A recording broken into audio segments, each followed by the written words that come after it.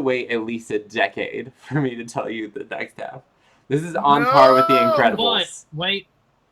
Does Disney have to make a theme park dedicated to it first? Yes. Okay. Ugh, I'm out. I'm done. I don't want to know the rest of the story. I'm out. Yeah, I don't even care where the story goes now. I'm outie 5000. Hey everyone, welcome to the Pop Cultured Podcast, where we try to talk about pop culture and sometimes succeed. I am your host, Janky Shenanigans. I am joined, as always, by my hosts. Off to my side here, we have Mr. Joe Elbone. What's up? Yeah. My hair doesn't look like that anymore. It's true, it doesn't. You had a young Reinhardt thing going, and now you don't. I did. That's sad. And now And you got rid of it. He's having some camera troubles today, which is why he is currently in the guise of young Reinhardt. No, I've got more of a young Jack Morrison. I don't know that I get that reference. Soldier 76. Soldier's real name. That's right. I'm sorry. I didn't think. I was thinking Happy Jack. Not Happy Jack. Who's the character? Handsome Jack. Handsome Jack. That was where Not my so mind much. jumped whenever you said Jack Morrison. I was like, how do you look like Handsome Jack? Okay. And then, of course, right underneath here, we have Mr. SFEN Noah from SFEN Hi. Gaming. That's something for every nerd. Gaming. Gaming. Because that's all we do. Kingdom Hearts, Overcooked. Did you ever do the Overcooked? Did that ever get that released? came out ages ago. There you go. That was a grab bag of friendship from like ages ago. Grab bag of friendship. We should play more. Trying to make a theme song happen. I see. Turnabout's fair play. That's fine. That's fair. Do more Overcooked. That game's too fun. Overcooked is fun, and I saw that it's on the Switch now. It is on Switch. It has a perfect Switch game. Oh, I totally forgot to let you know, Joa. I got Mario Kart. You have to tell me this on a day where I work, so we can't just play that immediately after this. Or play it during the podcast. No, I don't encourage that. I don't encourage anyone playing Mario Kart, Hogwarts Mystery, reading Star Wars comic books. All of these things are highly discouraged while we are podcasting. Blanket statement. So I shouldn't be playing Sea of Thieves in the background. No. We tried that. It didn't work out too well. Nothing was accomplished that day. Some things got accomplished. And then over in the corner there we have Scritches the Kitten, which is where a guest host would go. But for now, we have a cute kitten. So, that's how that works. Anyway, let's get to it. What do we have today? How can I get you into some gaming news today? Well, let's start off with the top of the list, which is pretty exciting stuff if you're a Disney fan or a Star Wars fan or both. Wait a minute. I feel like there's a bit coming. There's a bit coming. There we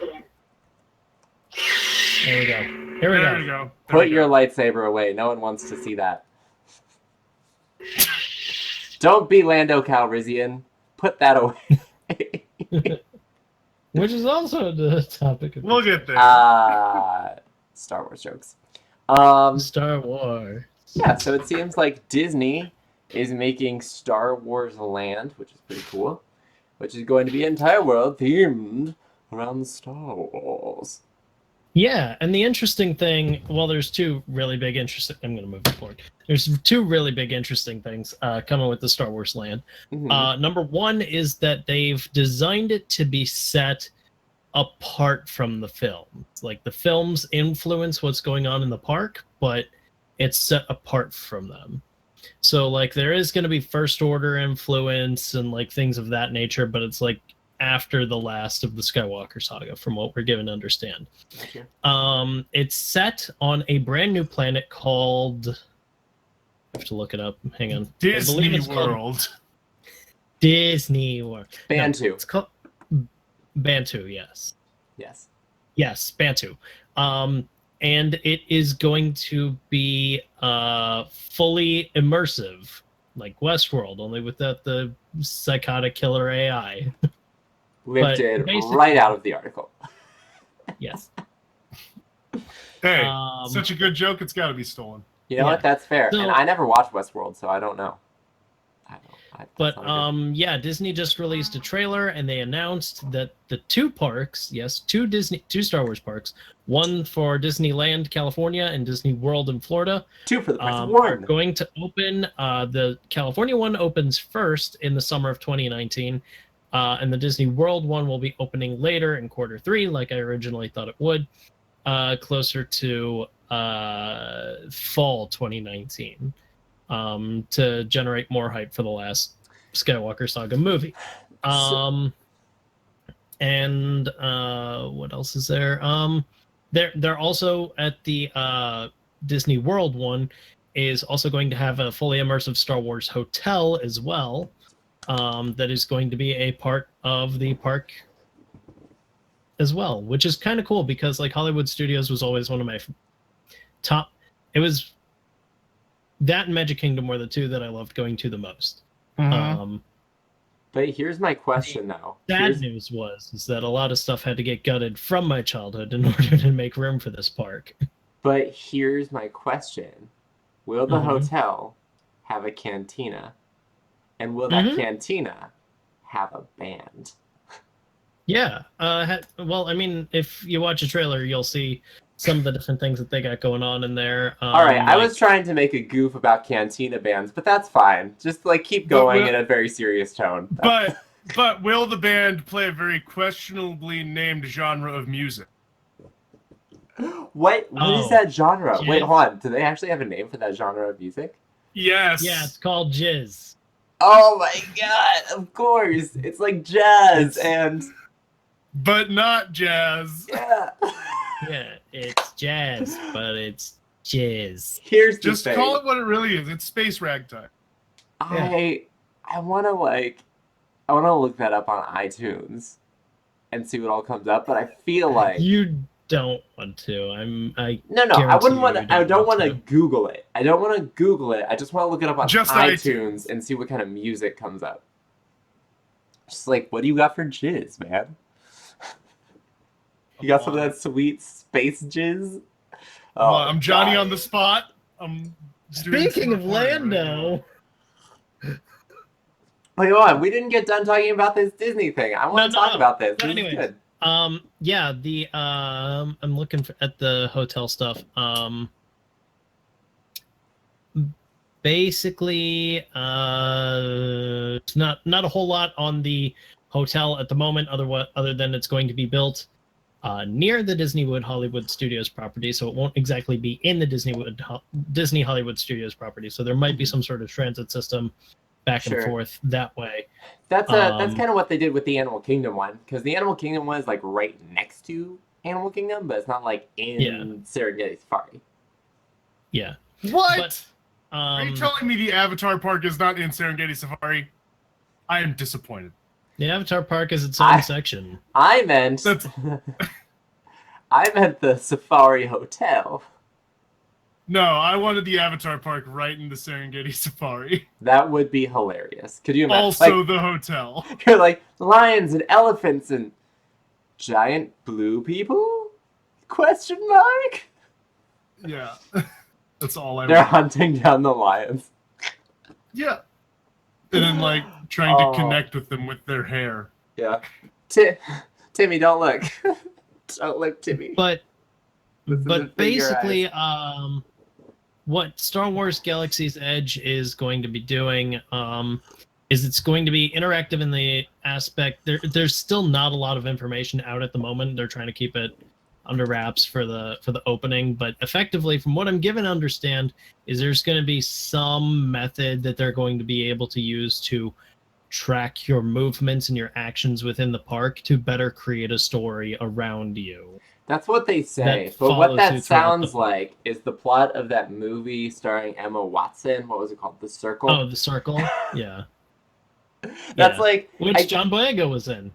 Well, that's That's like the thing that Disney has now, at least in Disney World, is those wrist things that you can. The magic bands, yeah. Yeah, the magic bands. And I'm like, that's really cool. I have a like feeling that it's going to connect to the magic band, but the magic band is just an RFID. Yeah. That's all it is. I'm like, that's a really cool concept. But also, I feel like Disney is tracking me. At all times, Disney is tracking you through an RFID band. They will rule the world one day. And we will live in a Disney world. A Disney world. It's a small world after all. Do you guys remember that one episode of Family Guy? No, do you remember that episode of Family Guy where Stewie gets lost at Disney World and they dress him up as a little Dutch child? And yes. Like, this is where I live now. Yeah. Oh my god, that was priceless. He has to escape from the small world, right? Yeah. No, I haven't been back to Disney World since they... Oh gosh, when was the last time I was there? It would have been for whatever their Christmas celebration is. I don't even remember the last thing that they updated last time I was down there. I want to say that Mount Everest was there? But oh god, that was back in 05. Oh yeah, it was a while ago. Oh, I guess I could put a year on it. 2009? I think it was like the winter of 2009 was the last time I was down in Disney World. Maybe? I was there in spring 2012. Was the last time I was there. The last time I was there was just this past October. Yeah, we know. All right, rub it in our faces, why don't you? But there is I one go cool thing. Every year. Not every year. Every other year. Every other year. Every year. Every year. I wish I went every year. I'm dying for a Disney vacation right now. You know, here's the thing. I just don't want to get, like, bored with Disney World. I'm one of those people where if I do something too much, then I just get bored with it. And I want to preserve the magic of Disney. I get that, but that's why I think my family found the perfect formula of going every other year. Plus, that's also how our timeshare works. So. Oh, well, you know, that's fair. That is how timeshares work. That is how timeshares work, yes. But if you guys could find a way down there, I'll be going again in the fall. Oh, good for you. Not this fall, next fall. Good for you. Look, we could all go down there and do some Star Wars stuff.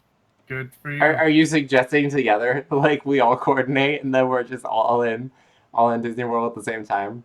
Just like what a crazy happenstance. Let's do a podcast live from Disney World. Well, no, not a crazy happenstance, but like a very planned happenstance of we're going down to Florida. No, here's what we should do. Like one day, one of us is in the Magic Kingdom. Pop Culture Podcast live on location. Right, but the way that we have to do it is one of us has to be in Avatar Land, one of us has to be in the expanded Magic Kingdom, and one of us has to be in Star Wars World. So we're not in the same room. Star Wars. We're not in the same room. But we're all in so Disney. We're still like having a podcast. Yeah. Yeah. Well, here's the thing. I would love to have like a live podcast. Here's the thing. This is diverging, but we always do this. I was talking on Sunday during our D&D game up in Akron, and we were we were having a conversation. We're like, oh my god, could you imagine if we just like record this for a podcast, like not even a video, but just like the sound of it and how ridiculously awesome this would be? Because I have to say that this was like off of a conversation about how ridiculous the plot of Jurassic World is, because they argued that they were making the dinosaurs for military purposes, but what military would use raptors? Because what military wouldn't use raptors? But that's like we're actually having like a real discussion about how impractical it is to use a raptor, which led to a conversation about the emu wars in Australia, and then cassowaries, and about some British man during World War II with a machine gun mounted on the side of an emu, and how the emu is trying not to die, and the British guys just flopping behind, firing in every direction. Oh my god. Oh. We laughed for like 10 minutes straight. Like that's... How did I get on this? Emu Wars was the thing. It is. Oh, live casting. Oh, yeah, live shows. Because whenever people are all together, that's when you really get the riffs on, and the riffs are beautiful, man. I love a good riff. Like, you could go down a rabbit hole. That's the best. But we do that here anyway. Anyway, sorry, back to Star Wars. Yeah. Yeah. So Star Wars. I mean, well, that's cool. all the handle. Oh, and to answer your question from before we started recording, they gutted Lights, Motors, Action, Extreme Stunt Show, and Honey, I Shrunk the Kids movie set. Okay, those weren't that great. That's fine. As well as the surrounding backlot facades and shops, together with the previous closed Legend of Captain Jack Sparrow attraction. Galaxy's Edge will be a major part of the park. Next did to you say? Wait, hold on. What did you say about Captain Jack Sparrow? There was a small experience called the Legend of Captain Jack Sparrow. Basically, you stand in a room while a holographic show goes on around you. Oh my god! The Legend of Captain Jack Sparrow. All I can think of is that what was that one song that Andy Samberg's band did? That was like, this is the tale of Captain Jack Sparrow. Yes. Jester of Tortuga and the Seven Seas. Oh my god, yes. It was I'll send you a link. It was not worth it. I'll put it in the dumpster. It probably wasn't. Here's the thing, though. I will be sad because I know that it was back over. Well, I guess because they still have the Toy Story ride there, right? The Toy Story shooting gallery. Well, getting into that, because that's something that I forgot to mention on any of the podcasts, is they also recently opened the Toy Story Land. So there is now an entire section of Hollywood Studios dedicated to just I didn't know that they did that. It's called the Toy Story Playland, but I think it's a whole Pixar thing. All right. I was just asking because... so they expanded all of it. They did close Pizza Planet, though, because that's what I was going to ask. Oh, that's so sad. I loved Pizza Planet. I loved being able to actually go in the pizza arcade. Just like, yes. Like, here's the thing. Pizza Planet, like, as an actual eatery, was pretty meh. Not great. I mean, it was on par with everything else. It was about as good as Pizzafari in Animal. It was exactly as good as Pizzafari. It was the same thing, but the fact that it had the arcade and it was Pizza Planet. That's what made it. That is what I wanted. Like, I didn't care about the pizza. Look, the pizza is like on par with Chuck E. Cheese pizza, right? You don't go to Chuck E. Cheese to eat their pizza. But you had this sweet arcade going on. Oh, I love Pizza Planet. Well, at least I got to go there once. So, once or twice. So they did close Pizza Planet to make way for... What? I didn't even know. Okay, there's a Pixar World in Disneyland. I did not realize this. Yeah. Disneyland, or the Disneyland, where is it? Disneyland. Thank you for that heads up, by the way. Disneyland closed. I can't find what exactly they did at Disneyland, California. Oh, the Disney California Adventure Park had a Toy Story facelift as well. Oh, well, see, I remember they said something about like a Cars park, but I didn't realize that there was like a whole Pixar zone, which is cool. I dig that. But do they have Brave? No. I don't see enough Brave stuff in Disney World. I also don't see enough... Up, or Inside Out, or... where is it? Bugs Life. Actually, there is kind of an Inside Out thing going on. It's not the movie Inside Out, but I think it may have been... Hang on. Time out. Does anyone remember Body Wars? Yeah, that's what I was going to say. I feel like that was the jumping point for Inside Out, where you were like inside the person and you had to make decisions for them throughout the day. Yeah. Is that where, They could totally... Okay, Epcot needs a facelift. Epcot needs a huge facelift. They could reopen Body Wars and rebrand it to be Inside Out. That'd be cool. They literally could. They also took out Ellen DeGeneres'... yeah, they did Energy, Universe of Energy. I think they did They're that. They're closing a lot of stuff in Epcot because Epcot is the least earning park there. Because Epcot's trash. No, don't you dare say that. Mission Space, test track. Epcot needs improvements. Epcot The needs a huge innovations. major facelift I because love here's the the thing. innovations. But here's the thing: they don't focus on the innovations as much anymore because we've reached the event horizon of technology. Nobody's dreaming about the technologies of tomorrow anymore because a lot of the technologies of tomorrow are here. They just don't look like that George Jetson future that everybody dreamed of back in the 50s. I don't think. Where it was like okay, exactly in the 50s, sure. Art Deco, but in space. But I was gonna so say, I don't nobody's think anyone dreaming dreamed about that it. stuff anymore because like the last time I was at Epcot, I was really disappointed because like a lot of the stuff was just like refocused on like what you can do now. Like literally, like one of the attractions was like tornado prevention and fire prevention and all this kind of stuff. And it's like, what does this have to do with technology? I mean, I get it, but it's not. The trouble. So the Epcot the technologies part of Epcot is seriously hurting and dwindling. Like the World Showcase is still fine, except for the fact that it's turned into like a pub crawl basically. Well, I mean, yeah, drink around the world, man. Man. Intense pub crawl Drink you'll around ever the world. undertake. Start in Mexico. Hit up them tequila shots first. Go from there.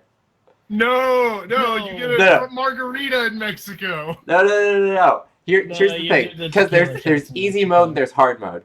Easy mode is when you start on the other side. Starting on Mexico with tequila. Yeah. Mode. No. No, you start in Mexico with a morning margarita. No. There's the easy mode, which is starting on the far side, which I think is Canada. Where are my maps? It starts? Hang on. I think it starts in Canada, and that's like easy mode because you're like, I'll just start with beer and like work my way forward. No. Hard mode is whenever you start in Mexico and you get tequila shots. Start with a tequila shot. No, and then next you go to like China, get some rice wine. There's a hard mode to that. You go to Japan, you get sake. Like there is clearly a hard end to start at and an easy end to start at whenever you drink around the world in Epcot. And Mexico is the hard end. That's hard mode right there. Yeah. Morning margaritas. Whatever. I'm just sad that there's not a Russia. Morning tequila. Why can't I drink vodka? I'm just saying, if I am gonna drink around the world, I'm gonna like. And this is an argument that me and my mom had for, and this is an argument that me and my mother have had for a while now. Is like the inclusion of Disney presence at Epcot, because Epcot was always inherently devoid of like the Disney features. I mean, it was originally supposed to be the community of tomorrow. Like that's what Epcot stands for. I feel like with the inclusion of Frozen, it kind of made sense. Like put as much of the Disney as you can in the World Showcase, but still keep the innovations separate. I guess here's the thing. Like I appreciate that they added Frozen. Body Wars doing the Inside Out track, which could be great. Yeah. Here's the thing. Like I thought it was fine that they added Frozen to Norway, but also I really liked Maelstrom because that was like a really interesting take on like Norwegian mythologies. And it was like Vikings and Maelstroms and bridge trolls and stuff. And then it was just like, now it's Frozen. Yay. Yay. Which is all right, but I mean. Yeah. Oh well. I mean, here's the thing. They did update Spaceship Earth because Spaceship Earth, like the future was now. It was like fiber optics, technology of tomorrow. We'll be able to talk with people all around the world whenever we want. And we're like, all right, that's here. It's called Skype and it's pretty crappy. I say as we use it to communicate, but yeah, it kind of sucks sometimes. But yeah, so I know that they updated it. I don't know what they updated it with, but you know there are things like. I can look it up. Here's the thing about Epcot is that I think that Epcot is interesting, but it's not as entertaining as the other parks. Like you have Mission Space and Test Track, but like the Living Seas and the Living Lands exhibits, I love those. You have like these giant aquariums and like Living Off the Land is all about like sustainability and like they have the greenhouses there where they grow the Mickey-shaped tomatoes and pumpkins and watermelons. And they talk about how they're exploring like hydro and air grow thing. It was like the plants were growing up into trellises, and it actually produced like more. It actually produced more fruit growing them that way. It to me, like, those parts are interesting. I will say I do agree with you that the innovations need updated. Because they used to have like video game stuff there, which was really fun, and they used to have like robotics and stuff. But I feel like they've kind of done away with a lot of that stuff now. And I feel like the video games part of it could still be a thing if Disney Interactive hadn't shut down. Yeah, that's fair. But I mean, because like I said, nobody's innovating anymore. In any of the companies, nobody's innovating anymore. Nobody's thinking about Disney? What the next. Yeah, no one's really innovating anymore in Disney. Maybe like the Imagineers, I feel have sort of become complacent. I thought you meant like everything. Well, I mean, okay. Like, as soon as I saw the revamped Hollywood Tower Hotel, I'm just like, okay. Whenever they made a Guardians of the Galaxy and it just looks like they did a really bad facelift on the Hollywood Tower Hotel, you maybe could have done that a little better. But like, yeah, Epcot needs some serious help. Otherwise, I'm afraid it's going to close up for good. No, I really hope that Epcot doesn't close because, I mean, with the innovations, you could, like, solar technology, exploration to Mars. There's the whole thing that Virgin is doing with the space flights. I mean, there's a lot of, like, really cool stuff out there that they could definitely put in innovations to talk about. Yeah, it's just right now. And the other side of it is there's not a lot of sponsorships going into Epcot. Like their major sponsor was Siemens, and they've pulled out of the park altogether, pretty much. I mean, their name is still on a lot of stuff, but slowly it's going to get phased out eventually. Well, that sucks. Well, I do hope the best for Epcot though, because Epcot is actually, believe it or not, one of my favorite parks, because I love the sciencey aspects of it. It's like the one park where you're just like, this is really interesting innovation stuff. But you're right, it does definitely need updated, and I would like to see it updated. Yeah. I also like Animal Kingdom. It's fun. I like Animal Kingdom. And I still don't understand why they put Pandora in Animal Kingdom. It could have gone in Epcot or Hollywood Studios. And since Hollywood Studios really doesn't have... Okay, so Hollywood Studios was created... I don't think it would have gone well in Epcot. Yeah. Well, I mean, they could have had like a spaceship ride to Pandora. Yeah, or whatever. I guess. Anyway. But anyways, because Hollywood Studios was originally built to be a rival to Universal Studios, which was both a functioning studio lot as well as a theme park. Yeah. So, and whoever the CEO at the time was, I forget who exactly, but they decided to beat Hollywood Studios at their own game and create their park before Universal Studios got up off the ground in Florida. So basically, Hollywood Studios was always about like movie magic and what it takes to make a movie and all of that. And since all of that's been stripped away, especially with the Death Knell being Great Movie Ride, there's really nothing there to call it Disney Hollywood Studios anymore. And I was supporting the idea of a rebranding, although all the names that they flew around were awful. Because I'm thinking you could have just simply called it the Worlds of Disney, and that would have made just as much sense, because they got the Toy Story, they got the Star Wars, they could have put Pandora in there, or literally anything else, and they could just make that the hub for all the extra properties that they have. The Disney dump. Not the Disney dump. Here's all the extra crap we couldn't put anywhere else. I'm sorry. Not like that. I ruined the magic of it, but... The leftovers. The leftovers. They could put. No, I love the Indiana Jones stunt show. Drew Carey's Danger. Oh, that's great. One, I think.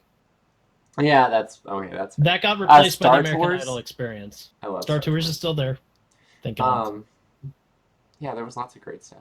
I'm not surprised that they got rid of Lights, Camera, Action stunt show though, because that's what they poured over from Paris whenever they had like the big crossover thing in Disney World.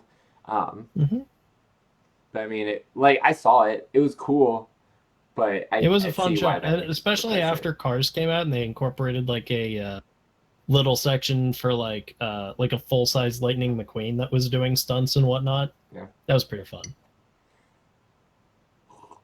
So yeah, Good Disney. Stuff. Yeah, Disney.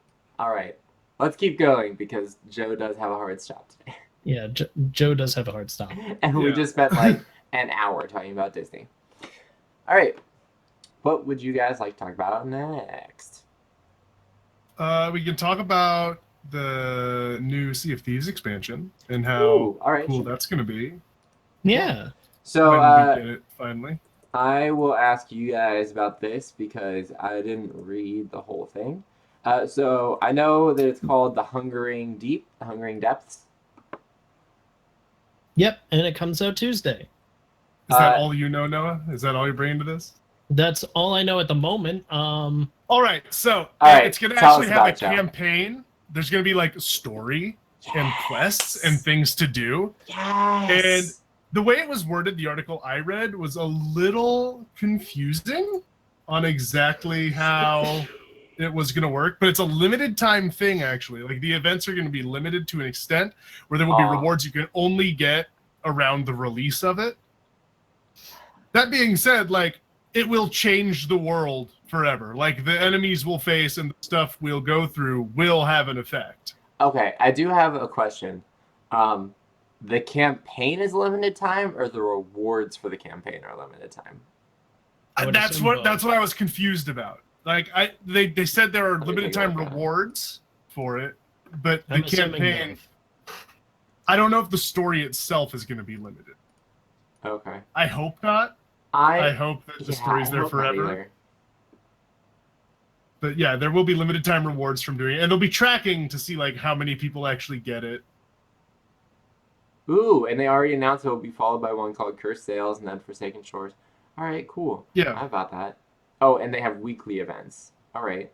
Yeah, weekly events are going to be something coming soon. Yeah, I mean, I'm super interested in like actually having story and Sea of Thieves. Maybe they'll finally find a use for that mysterious person. It's always creeping in the back of every tavern. Well, that's the pirate legend. When you become a pirate legend, he leads you to the like pirate legend. You need to be a level 50. Are either of you level 50? No, but me and Kofi did fight pirate legends the other day. We went to. They did fight some. Yeah, there were some pirate legends there, and they pushed our stuff in. They did what? We got wrecked hard. Oh, okay. That's fair. Flags. Persistent combat. When the campaign ends, new AI threat. Future expansions.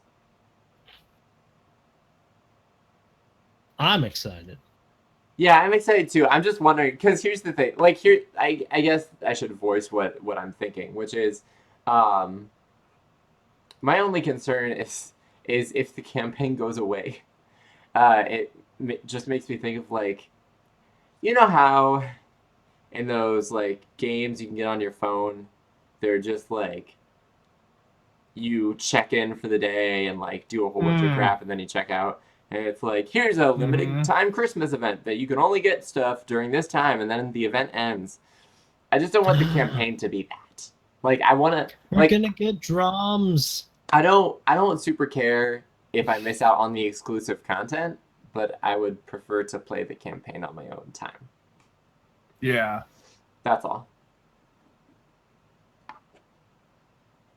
They're bringing drums in. That being said... We got a third instrument. I have to tell you guys that I recently created a bar... So I don't know how much you guys out there have played Sea of Thieves, but basically it's a pirate MMO game, which right now is a little sparse. It has really great sailing mechanics, and everything else is a little and little empty. Else. Yeah, it's a little empty. Little else. Otherwise, but it is a fun way to like just mess around with friends and create weird situations involving all sorts of things. But what I want to tell you guys was I recently created a bard who one of his proficiencies is the concerta. Concertina? Yeah, the concertina. And so sometimes for bardic inspiration, he will play the concertina. And it makes me smile. That's like the other day we were crawling through the Doom Vault, which is a campaign setting in D&D, and one of the enemies was a malformed kraken, and our DM put on the Sea of Thieves concertina music while we were fighting the kraken. It was beautiful. Oh my goodness. Yeah, That's I actually haven't fought the kraken yet. I haven't. We have. How'd that go? Well, we didn't fight it. We sailed away from it at full speed. Well, we still had to fight to get free of its grasp. That too. That's fighting the kraken in my book. Is there like any warning, or does the kraken just like creep up on you? And the sea turns black. Yeah, there's not much you can do though. Got you. The sea turns black. Yeah, we should get back around to playing Sea of Thieves. Also, Monster Prom. Look, there's a list of games. There's a list of games I have in my inventory that I'm like, I want to play this with friends. You need to get Spy Party, Jackie. Well, he does not need to get Spy Party. I do not need more games, all right? I still haven't played Monster Prom because I was waiting to play with you guys, and we still have never played. So I need to play that first, and then more Sea of Thieves, and then Mario Kart in no particular order. Yeah, I need to play those three because I've barely touched them, and I paid money for them, so I need to play those. What are you doing tomorrow? Yeah, what are you doing tomorrow? I have the day off tomorrow. You wanna stream some Mario Kart? Stream it? Can you stream it? Yeah, I can stream it. All right, yeah, I'm cool with that. We can stream it. Kart. Official announcement: tomorrow there'll be a Mario Kart stream on my Twitch channel. Sweet, and I'll host it. Yay, hosting! Yay! And I will be at work. Sad. Yeah, no, I do work tonight from like 1 to 6 because I had to pick up overtime. Oh, that's weird. Well, I had to pick up overtime to cover people on vacation. This is actual life stuff. Sense. You guys don't want to hear about this. But yeah, apparently we'll play some Mario Kart tomorrow. Anyway. Sea of Thieves. Expansion. Cool stuff. I dig it. Yeah. Spider-Man, great game. Spider-Man, great game. Speaking of which, has that Spider-Man game come out? Not yet, but it is later. Coming up this August? year. That started as a goof a while back. Speaking of Insomniac games. Speaking of Insomniac games, though, yeah. Actually, yeah, for real, though. Sunset Overdrive, also known as one of my favorite games of all time, might be coming to PC. Okay, so here's the actual story. Sunset Overdrive, which is an amazing game we'll talk about at length in just a second. In Korea, South Korea, they gave it a rating for PC. So it's just on Xbox right now. It's actually from, Joe, you would know this better than me. Is it 2014 that game came out? Yeah, 2014. It was a launch title for the Xbox One. Okay. Yeah, it's an awesome game. But they gave it a PC rating in South Korea, so hopefully that is some sort of prelude to Microsoft actually putting it on PC, which I hope that they do, because God, that game is great. It's like that would totally make sense. I didn't even think about it like too much, but like Microsoft has been recently making a lot more of their like exclusive games available on PC.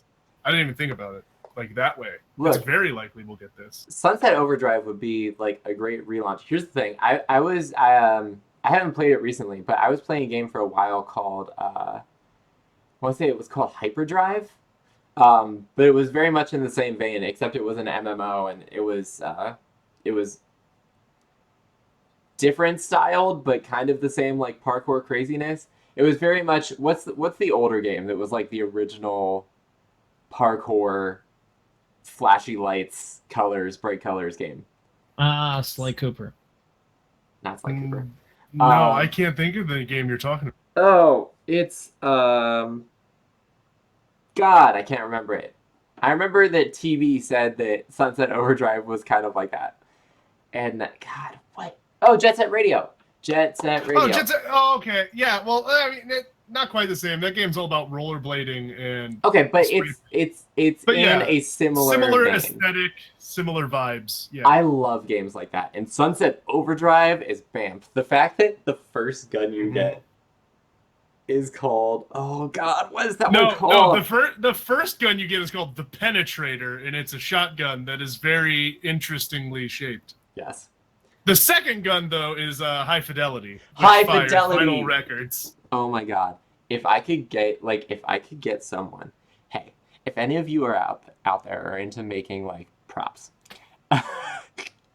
and I can commission you to make a High Fidelity, I would love to have that. Like, I would love to have a ridiculous cobbled together gun that's supposed to shoot 33 LPs. Like, I would achieve like hipster nerddom nirvana. I would achieve hipster nerdvana if I could have High Fidelity like in my hands. It doesn't even have to function. Like, I'm not about destroying LPs, but oh my god, if I could have that record, that'd be amazing. No, Sunset Overdrive is just ridiculous and hilarious. And Joe, would you like, for those people out there who maybe haven't played Sunset Overdrive, would you like to explain the premise? Give me a minute, because I probably can't explain it as well as. It's no, I can explain it way better than that. So yeah, it's an open world parkour. Okay, so the world, society has ended in this city. Something Sunset crazy City. happens. Sunset City. Orange soda. People have drank orange soda, and it's Overdrive. called Overcharge. Maximum Overdrive. Overcharge. Oh. No, it's called Overcharge. It's not even called Overdrive. You'd think it would be. It's not. No, it's Overcharge, and it's turning into these like weird mutant things that people call OD. And basically, instead of it being like this gritty apocalypse thing, everything's bright and colorful, and it's the awesome apocalypse. Because, yeah, just everyone left is super kooky. Like, it's weird. There's like a group of like samurai Boy Scouts. There's some LARPers got that far. who got way too in character. There's the like too cool for school teens who are actually like super smart but refuse to do like anything. Yes, that's the first group you meet. Then there's ninja cheerleaders later on. Oh my god. Yeah, No, it's a crazy game. It's I mean, as like gameplay wise, it's just really solid mechanically, like most Insomniac games. But from like gameplay loop wise, it's pretty generic, like most Insomniac games. Shh, it's fine. It's very much, it falls into a lot of those open world tropes of like, oh hey, you found a faction, time to do missions for them, boss fight, next faction, you gotta do missions for them, boss fight. But no, the characters are so quirky and the setting is so fun that it pulls it off, and it's just a very fun game all in. Well, it's very fourth wall breaking too. Oh, extremely. It's very like everything is very nudge nudge wink wink. It's like, hey. I mean, the game openly admits that like you can respawn. And like it's great. Oh my it's god, so good. And Yuri Lowenthal, the main character, the male main character, and he's charming as ever.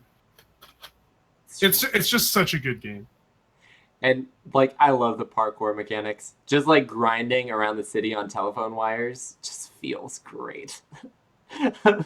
Like doing things that you're just like, and the TNT Teddybear gun.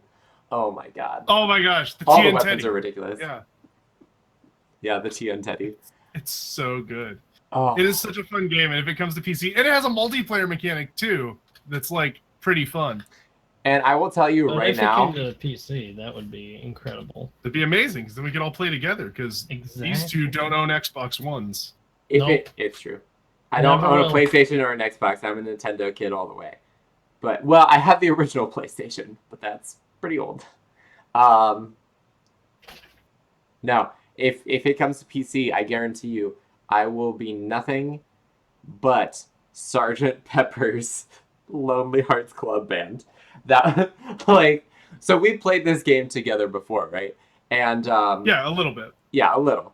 And I got to play it first, and they let me choose the first costume for the character, and it was like a drum major's hat and a band jacket and short jogging shorts. and it was like the flip-flops. shortest jogging shorts you've ever seen. It was the best look ever.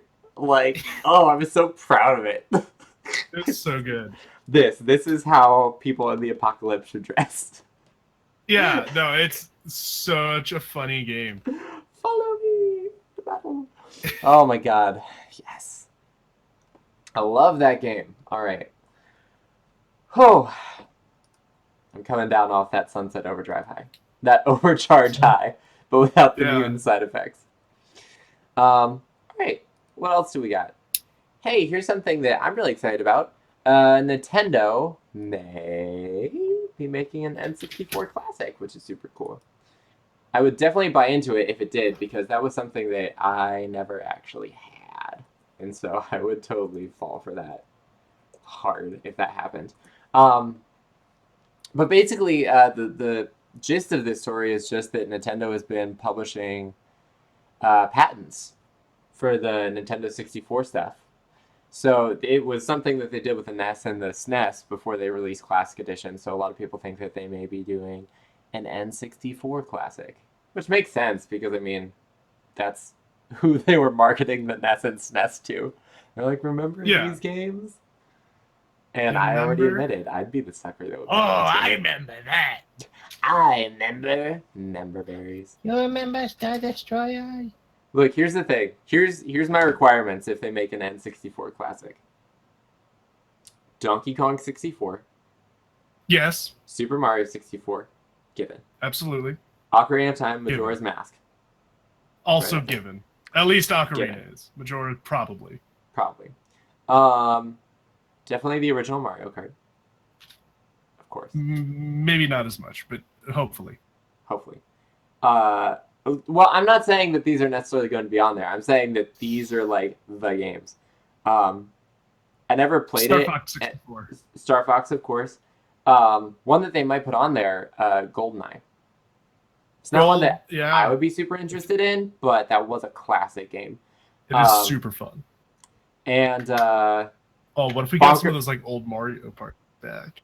Conker's Bad Fur Day. Conker's Bad Fur Day? Yeah, Conker's Bad Fur Day. I don't think Conker's would be on there because Microsoft owns Rare, and they'd have to like get Microsoft's permission to do it. Yep. Well, plus that game is like not child appropriate. It's not child appropriate, but oh my god! I'll tell you what. I played that with my cousin when we were young because my grandma bought it for him because it had cartoon squirrels, and she's like, "How could that be bad?" It looks like a kid's game. It's so beautiful. I beat him to death with a baseball bat, and then he came back with revenge with a shotgun. Yeah. And then he peed acid on me because that's the thing you can do in that game. It's not even like the intro to like the story of that game is Conker literally gets too drunk one night. Yeah. And doesn't get home. And then he has a bad hangover the next day. That's the opening story. Yep. It's true. And then there are you can play as teddy bears, and instead of blood, it's stuffing. Oh, but there is blood. If you beat one of the squirrels to death, there's a lot of blood. Yeah. But the teddy bears also the teddy bears that are actually Nazis. Yeah, the teddy bears that are literally Nazis. Yeah. That game is something else. It's interesting, man. Could you imagine? I have it on Xbox One. Do you? Do you really? Because it's part of the Rare replay. Like original Conker's Bad Fur Day. Yeah, it's good, man. Yeah, I'm trying to think like what are some other like classic Nintendo 64 games?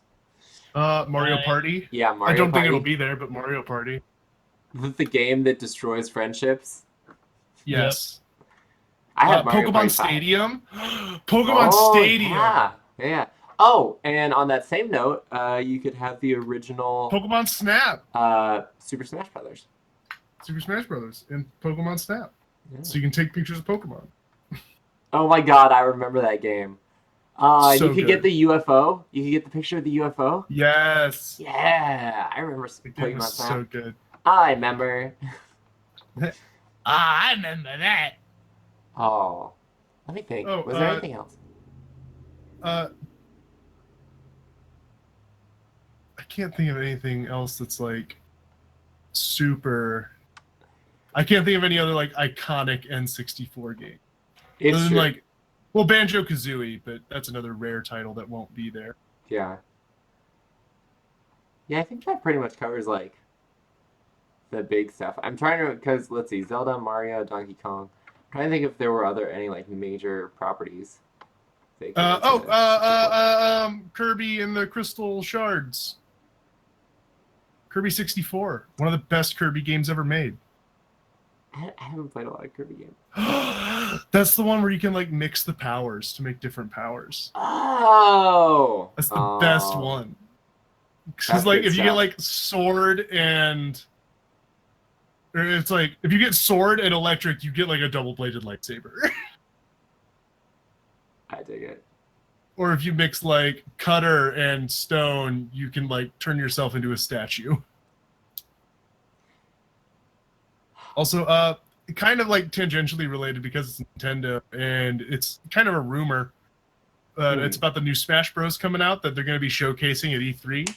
Yeah. The rumors are stating that it will be a new Smash Bros. Game, not just a re-release of the Switch one.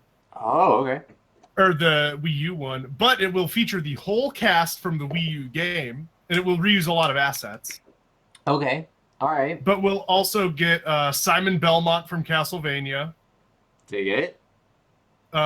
Ridley from Metroid. And okay. I mean the Inklings, which we saw in the actual trailer. Sure. And what was the other thing I heard about it? There's one. These are rumors though, so like there's nothing confirmed. Bayonetta was in the Wii U version, right? Bayonetta was like one of the last DLC characters added, and she was added as part of their like popularity poll, along with Bayonetta 3. Yeah, Bayonetta and well, I still don't know how they got Cloud in, but that was amazing. It happens. You know, amazing. It happens. Oh, and Return of Ice Climbers. They'll be back. Oh, yeah. They were not in the Wii U version. The Ice Climbers. Sweet. So for all you Ice Climbers fans out there, they're back. Sweet nod. Hopefully, maybe. And then there are like 10 different versions of Link. There's like I don't know what was in the Wii U version. Well, there's only 2. Well, there's Link and Toon Link. Yeah, but before they had like Adult Link, Child Link. Well, yeah, Link, but then they just replaced. Well, they replaced Young Link with. Well, Dark Link's just a skin. But no, they replaced Young Link with Toon Link. Okay, that's fair. Who is like a character that you think that they could add to Smash Brothers that they haven't yet? Like either a character that's already like a Nintendo character, or a character that's just like. Could you imagine if? Honestly, I would like to see Sora from Kingdom Hearts. To go off what Noah said, that would be cool. That's cool. I think that'd be hard. Like, but if they could get Cloud, why not Sora? They already got Cloud. And Cloud's never even been on a Nintendo console before. Sora has. I mean, it would depend on who technically owns the right to the character of Sora. If it's Square Enix, if it's Disney Square or Disney. Yeah. Let me think. Who would I like? If it's Square, there's a possibility. If it's Disney, maybe not so much. Yeah, who's not there that I would all like? It's such a big roster already. Do they have Zelda in this one? I assume. Yes, they have Zelda and Sheik as separate characters. Okay. What about Impa? Impa's not in there. Impa could be really cool, though. Yeah, I would like to see what Impa's about. I feel like the powers would be similar to Sheik, but well, you could do like Hyrule Warriors Impa. What is Hyrule Warriors Impa? What does she do? Well, she has like a massive sword. Yes, that'd be awesome. No, I'll tell you what else I want. Okay, so you know how it'd be similar to how Zelda used to switch between Zelda and Sheik. All right, Street Fighter 5. You know Zeku in Street Fighter 5? Mm-hmm, I know Zeku. How he goes from like old man to young man. I want that, but with Impa. Yeah, I don't think they'll do that though, because they specifically stepped away from having characters switch with the last Smash. It'd be cool. I don't think they will. Think of like, okay, picture this. You have Impa from Hyrule Warriors, and then like old Impa from like Breath of the Wild. Breath of the Wild. So it's like Hey, you know who I want? Old lady. Prince Sidon. Yeah, Prince Sidon. Prince Sidon. Get Prince Sidon up in here. Oh my God, that'd be I amazing. want Rabid Luigi. No, Rabid Peach. Let's be real. Yes. Rabid Peach. Rabid Peach. Yeah. You know what? Actually, though, I would really love to see some of the champions from Breath of the Wild, since we were there. Yeah, we could easily I would love to get like some different. I would love to play Urbosa. Oh my God, Urbosa's such a badass. I love her. I'm sorry, Joe. What were you saying? Oh no, that's fine. I'm just saying, like, I would like to see like some more different characters from these different settings. Yeah, we haven't gotten to see. Because we've got Link twice. Like Fire Emblem, we have probably too many characters from Fire Emblem, but I feel like they could add some different characters from Fire Emblem that would play very differently. Like if they added like a character who's one of the knight class, or any mounted character would be really cool. Shovel Knight, give me Shovel Knight. Put Shovel Knight in there. Give me Hey, look, they have the Nindies now. They could pull from Nindies. That would be hilarious. I don't think they would. Give me just like Hollow Knight in Smash Overcooked Brothers. Character. Yeah, just beat people up with a frying pan. Yeah, that'd be amazing. No, you know who I want? Rossetti. Rossetti? He was from Animal Crossing. He was an assist trophy in Brawl. He like blocked half the screen and yelled at you for not saving your game. Why didn't you save your game? Do you know what could happen if you don't save your game? You could forget everything. All would be undone. Everything you did. It's okay. I'm taking anger management classes. It's so good. It's so good. Da-da-da-da-da. No, real talk. I'd like to see Decidueye from Pokemon. Like the Pokemon? Yes. They add Pokemon all the time. Nidoran, Pikachu. Like, they probably add too many Pokemon, but Decidueye can make a really cool fighter. Who else do you have outside of, like, Pikachu? How many others can you play? In the last one, you had, like, Pikachu, Charizard, Greninja, Lucario, Mewtwo. Like, they were all separate? Like, you just play them as themselves? Wow. Mm-hmm. I'm pretty sure I forgot someone, too. Nidoran. It's not Nidoran. I want to play the Pokemon that's just a heap of garbage. Trubbish? Oh, like Trubbish or Yeah, Garbodor? I just want to play Trubbish. Just little Trubbish? Yeah. That'd be great. I'll be the trash fighter. Oh, Jigglypuff. I forgot Jigglypuff. Oh, Jigglypuff. Jigglypuff's like OG Smash, though. She was in the first one. Was she? She was unlockable, but yeah, she was in the first one. Oh, okay. Yeah, I feel like Jigglypuff is like a worse Kirby. Like she has the float, but like Kirby can steal other people's power. With Kirby. Well, yeah, she's but not great. Yeah, I'm saying that Kirby can steal people's powers, and Jigglypuff, it's like you sing at them. Yeah. Yeah, we had 6 Pokemon. I think Fire Emblem might have actually. Oh, no. We had 4 Fire Emblem characters in the base game. And then added 2 more as DLC. So, still matched at 6. Yeah. I mean, that's nothing compared to, like, the Mario cast. Oh, the Mario. Oh, you mean the whole Mario cast? Well, I mean, it was like Mario, Luigi, Peach, Bowser, Yoshi, Rosalina, and Luma. Yeah, is Daisy in there? Mario. Daisy's not in there. Why Bowser isn't Jr.? Daisy in there? Where's my girl Daisy? If I can play as Baby Mario, why can't I play as Daisy? You can't play as Baby Mario. Oh, I definitely thought Baby Mario was in one of the Smash Brothers games. No, Baby Mario's in Mario Kart. Okay, oh, that's right. Yeah. But so is Daisy, and so is Baby Daisy. Yeah, I know. I'm saying I want to see Daisy up in there. What would she do that's different from Peach, though? Or would she just be like Mario and Luigi? It's just a Peach clone, but she just is slightly different. I just want to point out that Daisy is her own person and not a Peach clone. She may have started that way, but she is feistier than Peach. I just want Waluigi in the new Smash, and I want him to just only use moves based off all of the like sports games. It's like roses everywhere then. Yeah, well I don't know why roses are aesthetic, but they are. And I love it. Just like I want him to just like he throws thorned roses at people.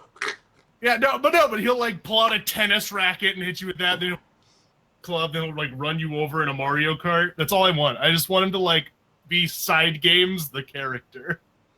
Why doesn't Waluigi have his own adventures yet? He should have like his own quirky adventure. Been in a game. He's never been in a game that wasn't just like one of the spin-off games where he's just there to be a partner for Wario. Yeah. Even Wario's had Wario Land games.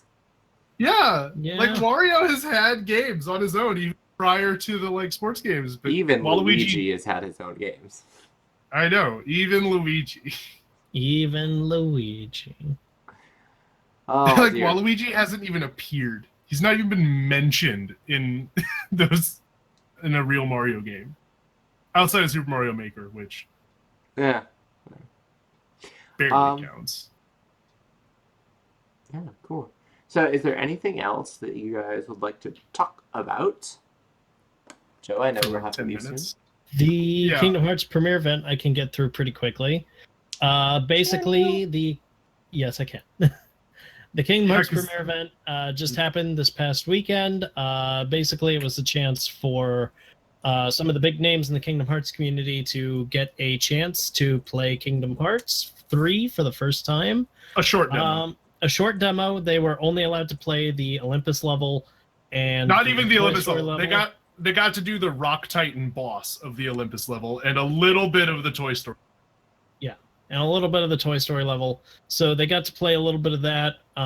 And at the event was a new announcement that Wreck-It Ralph is going to be a summon. He is not going to be a world in Kingdom Hearts 3, unfortunately. But there is the rumor. Tetsuya Nomura, well, it's not a rumor.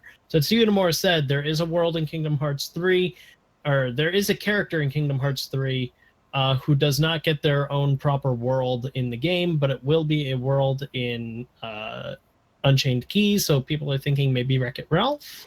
It'll be a world in Kingdom Hearts 4. Yes. But you'll have to wait 25 years for that one. It's been 84 years. But our grandchildren will really enjoy this game. Yeah, our grandchildren will love this game. They'll be like, what? No.